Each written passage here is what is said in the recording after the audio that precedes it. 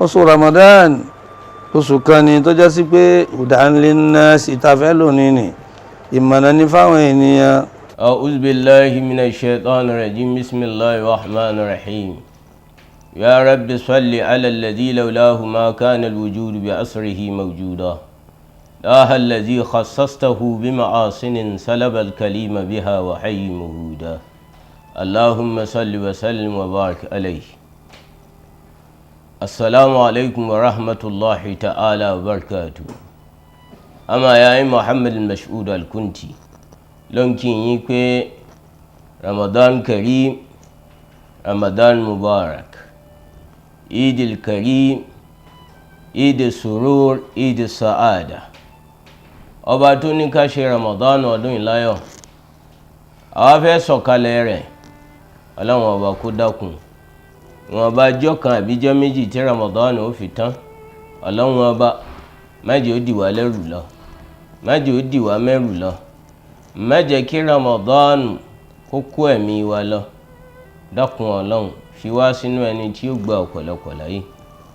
mo ṣàdúà fún gbogbo àwọn tí ń bẹ lórí ètò prógrámù tá a wà yìí ọlọ́run jẹ́ ẹ ṣàṣeyọrí kẹ́ ẹ ṣàṣeyè kẹ́ ẹ ṣàṣejèrè kẹ́ ẹ ṣàṣeyege gbogbo ń tẹ́ ẹ dáwọ́lé ọlọ́run jẹ́ ó yọrí sí dáadáa ọlá Ànábì wa Muhammad sallallahu alayhi wa sallam. bí ẹ ti ń gbé ẹ̀sìn lárugẹ tẹ́ ń gbà wà fà lárugẹ gbogbo ibi tẹ́ ẹ bá dé ẹ ní kábùkù ẹ ní yẹ̀yẹ́ ọlá Ànábì wa Muhammad. lẹ́yìn wá àgbà náà mo ṣàdúrà fáwọn ìjọba wa gbogbo ń tó kù tí kòrónà yóò fi kásẹ̀ ńlẹ̀ ọlọ́run ọba kó dákun kó jẹ́ kẹ́ ẹ ráṣeyọrí ṣe ọlọ́run kó dákun kó jẹ́ kẹ́ ẹ ráṣeyọrí ṣe. màá fún yín ní mọ̀ràn méjì sí mẹ́ta kí n tó bẹ̀rẹ̀ wáàzì. àwọn Yorùbá ní tá a bá yan gúgúrú fún afọ́jú a máa súfèé ni nítorí tá a bá ti ń súfèé yóò mọ̀ wípé gúgúrú òun tá à ń bá òun yan àdá sẹ́nu ṣùgbọ́n tá a bá súfèé tá a kàn láì yan gúgúrú ọ̀mí rẹ̀ ò ní balẹ̀. ń túmọ̀ sí pé if you want to play a role of good leadership you must play the diplomacy of transparency. ẹ dákun nítorí ọlọ́run gbogbo àwọn èèyàn tá a là ń ṣèjọba lé lórí ọ̀pọ̀lọpọ̀ wọn ń dààmú pé gbogbo ń tẹ̀ ń sọ fáwọn àwọn ò fojú rí gbogbo ń tẹ́ bá ń ṣe ẹ máa kárí àwọn èèyàn along ká lè máa mọ̀ wípé ibi báyìí la ṣe dé nǹkan báyìí la ń ṣe lọ́wọ́ àti bẹ́ẹ̀ bẹ́ẹ̀ bẹ́ẹ̀ lọ. ẹlẹ́nkejì try and try and try and try don't be sentimental. àlámọ̀rí ìgbésí ayé kò sí ní tó fa ìtẹ̀jẹ̀sílẹ̀ ìpànìyàn ìdáyérú jojú ìṣáájú lọ. òfin tá a bá ṣe lórí ẹrú tó bá dorí ọmọ kò yẹ ká yí padà. ẹ dákun torí ọlọ́run ẹ má jáde ẹ má ṣe gbá ẹ má ṣàwo bó ti wà lórí àwa tá à ń jẹ́ mẹ̀kúnnù kó wà bẹ́ẹ̀ lórí àwọn tá ń gbóra wọn pé olówó làwọn. ẹ má jà ṣe bias. èyí tó wá jẹ́ lẹ́ǹkẹta abẹ̀ náà ni pé mo rí i pé ìjọba ti ń gbégbèsè torí ààrẹ nìkan tó sọ wípé gómìnà Kogi ó kó 20 billion jẹ́ olóhùn fi kọ́ isolation center àrà gbé lọ nǹkan kò fara balẹ̀ ó gbé sórí mídíà ó di ìran tó mọ́ lọ́wọ́ ó padà wá tọrọ àforíjì. a sì tún rí kan nú àwọn ọ̀gá tá ń ṣe àmójútó COVID-19 yìí náà tó sọ̀rọ̀ nípa àwọn tó dé láti ìlú òyìnbó tó ní òun ò fara balẹ̀ ní tó wà foríjì. mo wá fẹ́ lo àsìkò ibẹ̀ gbogbo ẹ̀yin ìjọba náà ẹ dákun gbogbo àwọn tí ń gorí social media tí ń sọ ọ̀rọ̀ ó yẹ kí nǹkan kan wà tí ó máa jẹ́ bí ìjánu lórí gbogbo ẹni tó bá fẹ́ sọ̀rọ̀ ní social media. kì í ṣe Nàìjíríà nìkan la ti ń gbọ́ káàkiri àgbáńlá ayé náà ó ń ṣẹlẹ̀. lẹ́nu ọjọ́ mẹ́ta ẹnìkan ní Kánò wọ́n ń pè ní Bala Mubarak wọ́n lọ́mọ Kánò ni ó study philosophy ní ABU Zaria ó padà lọ lóyìnbó lọ ṣe àwọn nǹkan kan ńgbà ó máa dé ó kàn bẹ̀rẹ̀ sí ń sọ nǹkan lórí social media ó bú Ọlọ́run ó bú ànábì ó bú Kùránì ó bú Islam ó bú gbá ó bú àwo ó bú kòkò bàbá ṣàṣùn. kíní ti wá trigger ìmọ̀ye nǹkan tó ṣe yí pé tó bá máa sọ̀kalẹ̀ báyìí wọ́ọ̀ tó máa dálẹ̀ ó ṣeé ṣe kápá ìjọba Mákà. ẹ̀yin tẹ̀ ń jẹ́ ìjọba wa ẹ dákun ẹ mójútó nítorí pé àwọn èèyàn dìde wọ́n níjọba gbé wọ́n láwọn kan tí wọ́n ń pera wọn ní Amnesty International dìde pé kan fi ilẹ̀ nítorí pé ó ní ráìtì ẹ̀. tó bá ṣe pé gbogbo èèyàn la fẹ́ sọ pé ó ní ráìtì kò yẹ ká bá Boko Haram jà nítorí pé àwọn náà ń wò nù suggestion tàwọn pé ráìtì àwọn làwọn ń jà fún. torí náà ẹ̀yin ìjọba wa mo pè ń ṣàkíyèsí ẹ dákun nítorí péjọba wà ń lù lẹ́nìkankan ò fi gbọ́dọ̀ dọ́wọ́ wú nítorí gbogbo tẹ́nìkan bá fẹ́ ṣe kó lè mọ̀ péjọba wà àwọn aláṣẹ wà Ọlọ́run á fún yín ṣe kò ní dàrú mọ́ yín lọ́wọ́. lónìí a fẹ́ sọ̀rọ̀ nípa zakatul fitr. zakatul fitr nínú Islam ẹ bá wọnú Qur'ani ẹ̀ ní bá ń bẹ̀. kí ló fà á tó rí bẹ́ẹ̀ intina sì mú wa ní pé awjabaha Rasulullah sallallahu alayhi wa sallam annabi wa Muhammad sallallahu alayhi wa sallam òun ló ṣe ní dandan lórí àwa mùsùlùmí pé ká ṣe. zakatul fitri ó yàtọ̀ sí zakat Ọlọ́run ọba sọnù al-Qur'an. zakat ń bẹ nínú al-Qur'ani àti zakatul fitri àwọn ìyàtọ̀ wọn ẹ jẹ́ n sọ bíi mẹ́ta. zakatul fitri kò sígbà tá a máa ń yàn ju afẹ́ ṣọdún àwẹ̀ lọ.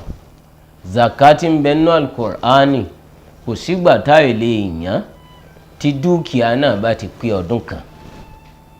ìyàtọ̀ ẹlẹ́nkejì zakati ń bẹ nínú al-Qur'ani tọ́lá ní ká yọ nínú owó abẹ́rẹ́ ọ̀sìn àbí nǹkan oko yóò pé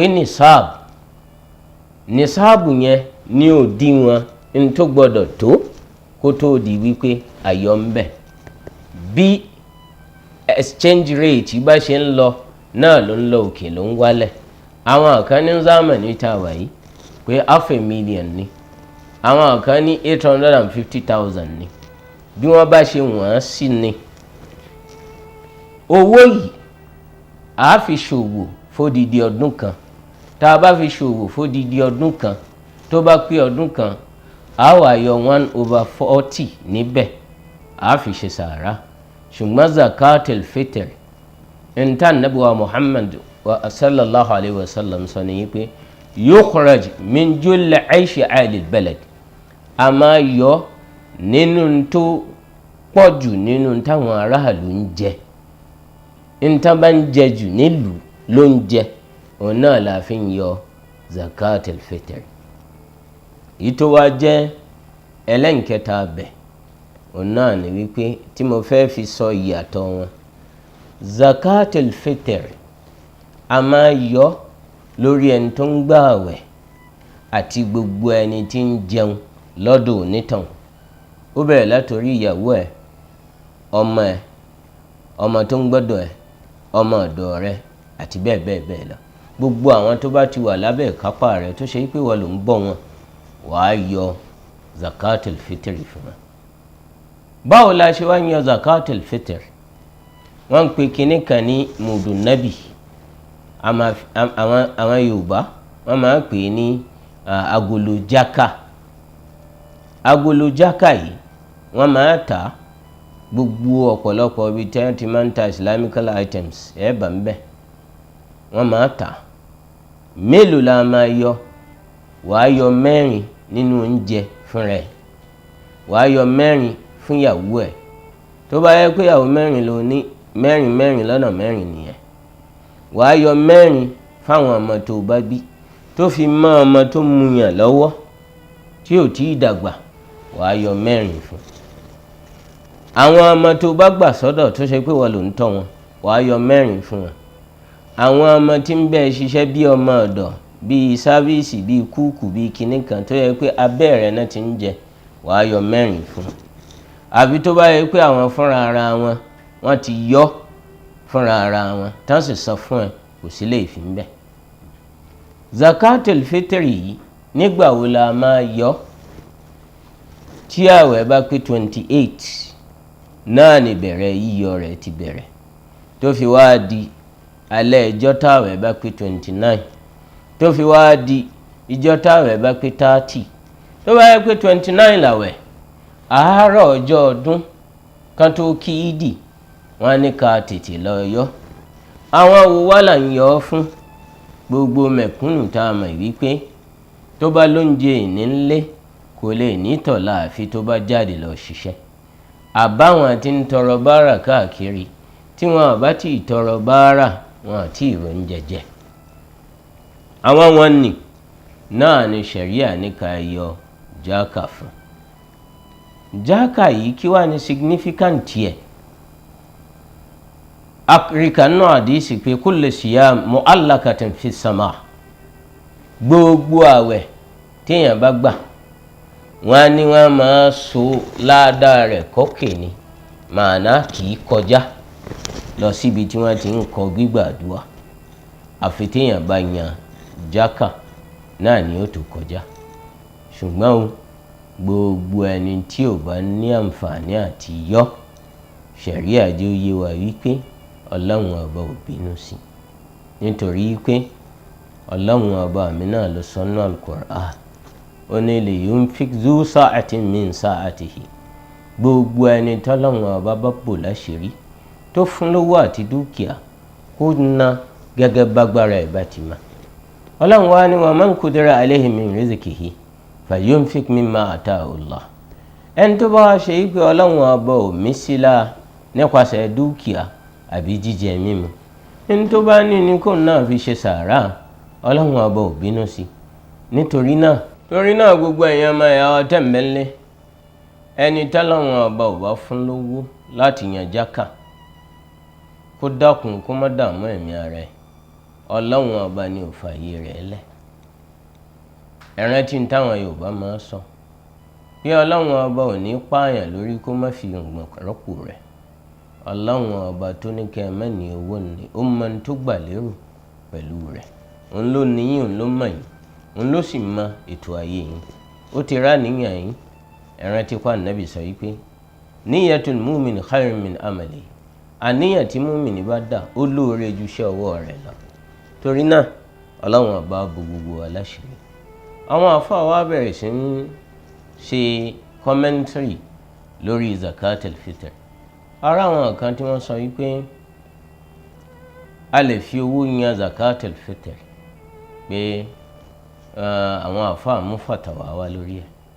tó àwọn tó mú fàtàwá wá lórí rẹ̀ ní tí wọ́n rí tí wọ́n fi sọ bẹ́ẹ̀, Allahu a'lam. ṣùgbọ́n táwọn àfáà jẹ́ òye wa, ní tí ṣẹ̀ríà sì gbé wá, òun náà ni pé ṣe bí owó ń bẹ láyé Ànábì Muhammad wọ́n ná owó. kí ló dé tá Ànábì ò fi mú supplement wá ń jọ náà táwa fi wá ń wò pé lọ́dọ̀ tiwa a lè mú supplement wá? oúnjẹ l'Ànábì ní a fi yan zakatul fitr. ṣùgbọ́n ikhtilafu ulama al-umma rahma. táwọn àfáà bá ń yapa ẹnu lórí ọ̀rọ̀ mímọ́, wọ́n ní kẹ́ ọlọ́run ni, kì í ṣèbínú ọlọ́run, kì í sì ṣe ní tí a máa bára wa jà lé lórí. ojúwọ́lẹ̀ kírun, mọ̀káwọ́mẹ́yà kírun, oníkálukú ló ní àdélà tiẹ̀ tó ń jẹ́ bí evidence àbí proof tó fi tẹ̀lé. kò tí ì di ìjà tá a máa bára wa fà tí ó máa wá di pé àfáà báyìí lórí ibú ni, àfáà báyìí kò ní dáa fún, ó ní kinní kan, ó ní kinní kan. iṣẹ́ tá a máa ṣe ká tó wọ àjánà ó pọ̀ ńlẹ̀ tá a yọ ká máa tún lérò pé a fẹ́ bẹ́ nìkan jà lọ. ẹ wo gbogbo ẹ̀yin wa, ẹ wo báwọn kèfèrí ṣe sọ̀ráǹdì wa. wọn àfẹ́ jẹ́ àṣẹ̀sìn, wọn àfẹ́ jẹ́ ràlìjánà ọlọ́run wa. ẹ wo wájú wa, ẹ wo ní tá ṣètánì gbélẹ̀. ó lè jáde ńlé rẹ kó rìnrìn máìlì 3 sí 4 kó má fojú kó nǹkan ẹ̀ṣẹ̀ tọ́lọ́run ó fi bínú sí ẹ. kí ló wá ló dé tá a lè mójútó yẹn nìkan ká máa sáré báwo la ṣe ráàánú ọlọ́run tá a rí ọ̀nà ẹ̀ ká tún máa bára wa jà lókàn. eléyà bú elé, eléyà sọ̀rọ̀ sílẹ̀, eléyà bú eléyìí, eléyà sọ̀rọ̀ sílẹ̀. Why don't you give reasons to your wisdom according to the level of your knowledge and understanding? Gbogbo ń tó bá kà tó gbọ́ yìí sọ̀rọ̀ ń pẹ́. Tẹ́lòmíì náà bá débẹ̀ kó náà sọ ìmọ̀ tó náà mọ̀ kò tí ì tó jà. Látijọ́ tèmi ti ń pàdé àwọn pòfẹ́sọ̀ nínú kéwú ni àbí nínú ìwé ni, pòfẹ́sọ̀ kankan ń jiyàn. Àwọn tá gba gbogbo oyè nínú ìwé nìyẹn àbí nínú kéwú. Ẹ lè bá wọn láyé ká máa jiyàn. Àfàwà tí mà yìí ò tó nǹkan láà máa pariwo ẹnu. Tó bá tí pòfẹ́sọ̀ bá sọ̀rọ̀ àbó sọ̀rọ̀ kan, pòfẹ́sọ̀ á sọ fún ẹ pé I appreciate your courage, but according to the level of my own wisdom and understanding, this is what I know. Kò ní bastardize tó sọ yẹn, kò ní sọ fún ẹ pé orí rẹ ò pé.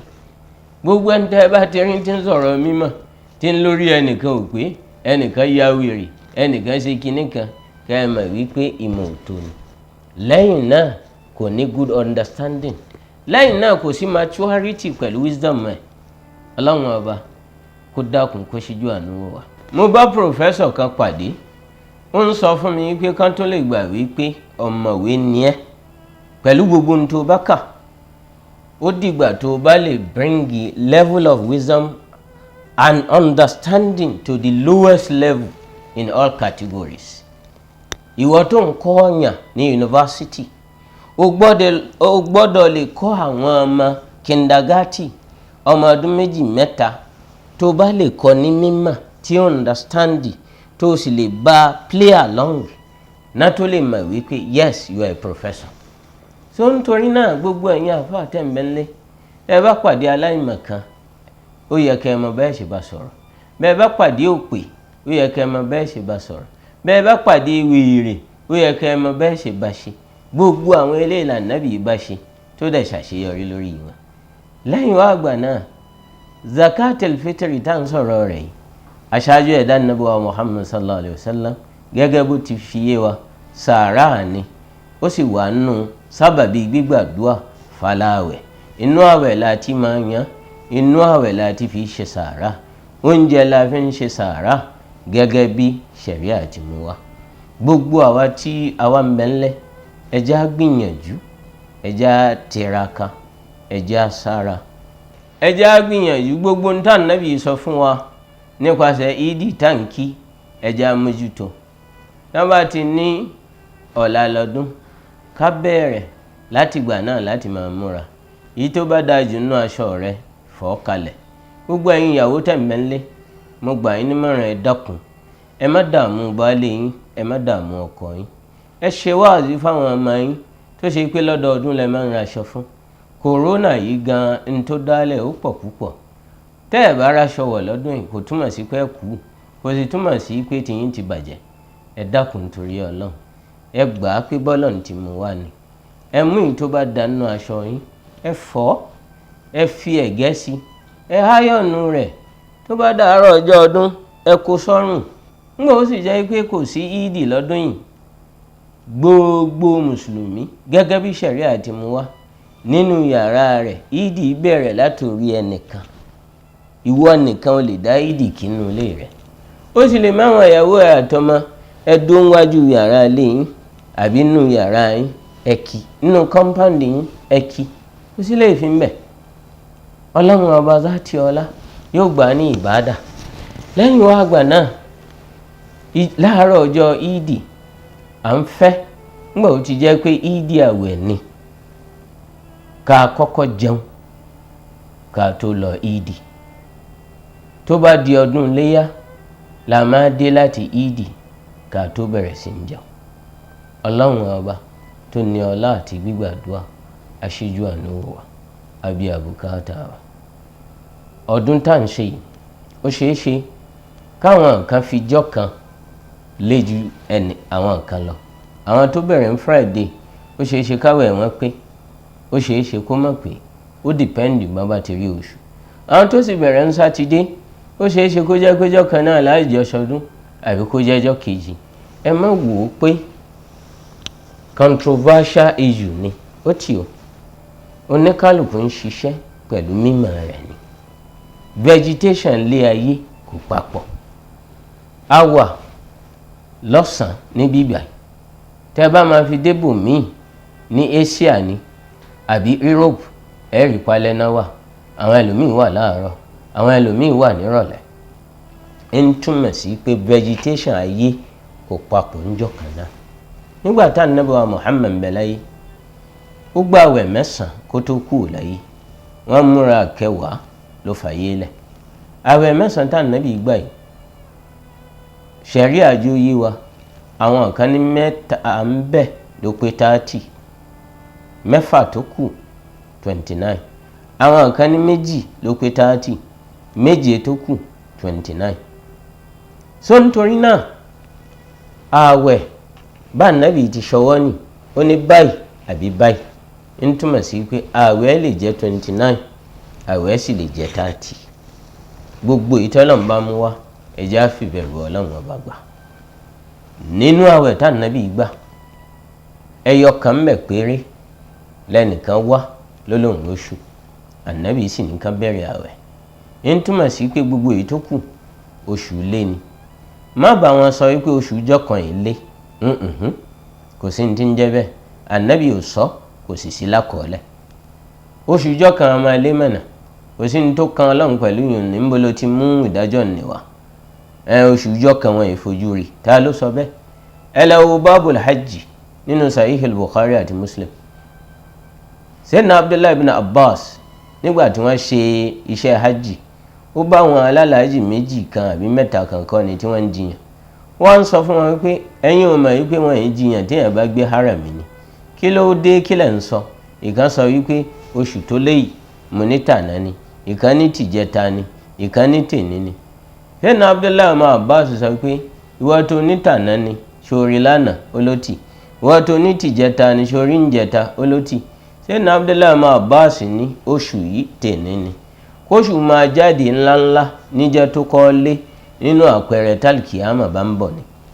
nítorí náà gbogbo ní téèyàn bá fẹ́ sọ nínú Islam ó dá lórí mímà, kì í ṣèfẹ́nu. gbogbo nǹkan ló ní àkọọ́lẹ̀ bá a ti ń ṣe.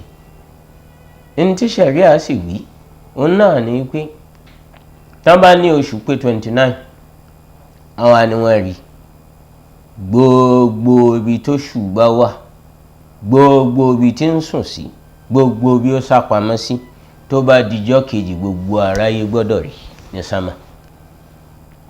oṣù tán bá ná rí nígbà tó pé 29, tó bá dalẹ̀ ọjọ́ kejì tí wọ́n rí, oṣù rọ̀ ni wọ́n rí ni, gẹ́gẹ́ bí ṣẹ̀ríà ti gbé kalẹ̀ nìyẹn.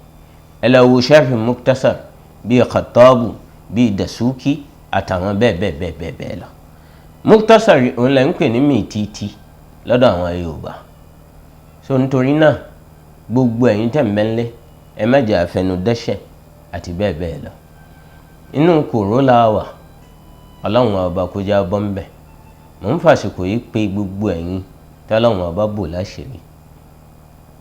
ìjọba ò lè ṣe gbogbo ẹ̀ tán, kò síbi tíjọba ti lè rí ṣe tán. ìlú òyìnbó a máa gbé clips wá, bá ṣe ń gbóúnjẹ lọ ilé fáwọn kan, bá ṣe ń pín palliatives fáwọn kan.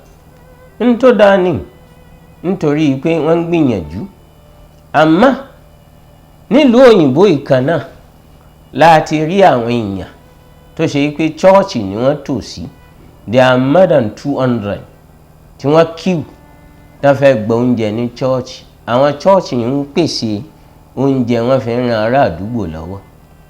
tó bá ṣe pé gbogbo wọn níjọba ti fún lóúnjẹ, free arms tí wọ́n ń ṣe ní chọ́ọ̀chì yìí, kò yẹ kí gbogbo èèyàn lọ ọbẹ̀, kò sì yẹ káwọn èèyàn pọ̀ ńbẹ̀ báwọn èèyàn tiẹ̀ lọ ọbẹ̀. ẹ lọ káàkiri ẹ rí wípé kì í ṣe gbogbo ìlú náà ni wọ́n rí ìgbìyànjú ṣe tán. gbogbo àwọn tá a sì ń wò lóní gbìyànjú yìí, kì í ṣe gbogbo èèyàn náà nìrànlọ́wọ́ wọn dọ́dọ̀ wọn. mo rí bàbá kan àtìyàwó ẹ̀ àtàwọn ọmọ ẹ̀ 2 nítorí pé wọ́n ní wọ́n dá wọn dúró ń bi iṣẹ́ nítorí coronavirus ní India. ó dẹ̀ mú àwọn ọmọ rẹ̀ méjèèjì, ó hàngì wọn, ó so wọ́n rọ̀ tí wọ́n fi kú. ó mú ìyàwó tiẹ̀ náà ó hàǹgì ẹ̀ kó tó wá hàǹgì ara rẹ̀ ó ti rò ó pin yányán.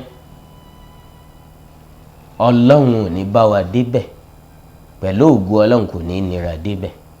Gbogbo ẹ̀yin tọ́lọ̀ ń bùnkún mò ń pè yín pẹ̀lú ohùn Ọlọ́run àtànábì wa Muhammad. Gbogbo ẹni tí bá ń bẹ lẹ́gbẹ̀ẹ́ yín ẹ gbìyànjú, bó ṣe èèyàn mẹ́ta bó ṣe èèyàn mẹ́rin, mú oúnjẹ wọn mọ́nú oúnjẹ rẹ, máa fún wọn lóúnjẹ jẹ. Bí ò bá lè pé mẹ́ta, sọ ọ́ di àárọ̀ àtàlẹ́. Bí ò bá lè pé méjì, sọ ọ́ di alẹ́ nìkan. Gbogbo eléyìí tí mò ń sọ yìí ara àpẹẹrẹ àánú ni. Àánú ṣíṣe òun náà nílẹ̀kùn gbígbàdúà máa fi ṣí. Ọlọ́run ọba yóò gba àwẹ̀ wa, yóò gba àdúà wa. Ọdún tá a fẹ́ ṣe yìí kò ní jẹ́ àṣemọ́, a ṣe ọ̀pọ̀lọpọ̀ rẹ̀. Ọlọ́run ọba á gba àdúà wa. Àánú òun náà ni mo fẹ́ ká mú gẹ́gẹ́ bí irinṣẹ́ kọ́lá ń fi tú wa lẹ̀ nínú ìgbèkùn tá a wà nínú ẹ̀. Ọlọ́run ní masalul ladhina yunfikuna amwalahum fi sabilillah kamasali habbatin anbatat sab'a sanabila fi kulli sunbulatin mi'atu habbatin wallahu yudaifu liman yasha wallahu wasi'un alim. Mo ṣàdúà fẹ́ni tó ní stúdíò yìí, àdìpèlé orí, àdìpèlé ọlá, àdìpèlé ìkẹ́ àti àánú, Ọlọ́run ó bùkún àtọwọ́ àtàpò, Ọlọ́run ọba ò ní jẹ́ ó tán. Gbogbo ẹ̀yin tẹ́ wá ṣe sábàbí tá a fi débí, látòrí Haji Sama'ila, brother Sunday, àǹtí wa náà, gbogbo yín mo ṣàdúrà fún gbogbo yín. Ẹ ṣàṣeyọrí, ẹ ṣàṣeyè, ẹ ṣàṣeyege. Allahumma bi rahmatika ummana wakfina sharra ma ammana wa ala al-iman al-kamil wal kitab wa sunnati tawafana wa anta radi anna waghfir Allahumma lana wal walidina wal jami'il mu'minina wal muslimina kafatan aynama kanu aysma kanu kayfama kanu bi rahmatika ya arhamar rahimin. Subhana rabbika bil izzati amma yasifun wa salamun ala al-mursalin walhamdulillahi rabbil alamin. Oṣù Ramadan oṣù kan ni tó já sí pé hudan linnas ìtafẹ́ lónìí ni ìmọ̀nà ní fáwọn ènìyàn